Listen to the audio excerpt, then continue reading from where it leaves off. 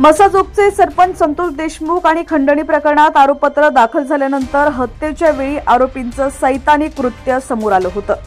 पण संतोष देशमुख यांना आपल्यासोबत काय घडणार याची जाणीव आधीच झाली होती।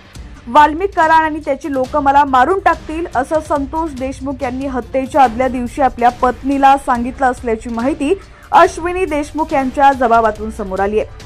वाल्मिक कराड आणि त्याची लोक मला मारून टाकतील संतोष देशमुख यांनी हत्येच्या आदल्याच दिवशी पत्नीला सांगितलं होतं अशी धक्कादायक माहिती दोषारोप पत्रातील अश्विनी देशमुख यांच्या जबाबात समोर आलाय। 8 डिसेंबर रोजी संतोष देशमुख आणि पत्नी अश्विनी देशमुख यांच्यामध्ये या संदर्भात चर्चा देखील झाली होती। 7 आणि 8 डिसेंबरला काय घडलं होतं याचा उल्लेख अश्विनी देशमुख यांनी त्यांच्या जबाबात दिलाय। सीआयडीच्या तपास अधिकारी किरण पाटील यांनी अश्विनी देशमुख यांचा जबाब घेतला होता।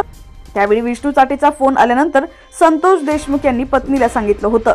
विष्णू चाटे फोनवर म्हणाला होता, तुला आमच्या आणि कंपनीच्या कामामध्ये पडायची गरज नव्हती, तुला लय जड जाईल, तुला वाल्मिकांना आणि आम्ही जिवंत सोडणार नाही, त्यामुळे मला टेन्शन आलंय असं संतोष देशमुख यांनी पत्नीला सांगितलेलं होतं। त्यावर पत्नी अश्विनी देशमुख यांनी धीर दिला, तुम्ही कुणाचं वाईट केलं नाही, त्यामुळे तुमचं वाईट कुणीच करणार नाही, उगाच काळजी करू नका, तुम्ही पोलीस स्टेशनला जा आणि तक्रार द्या।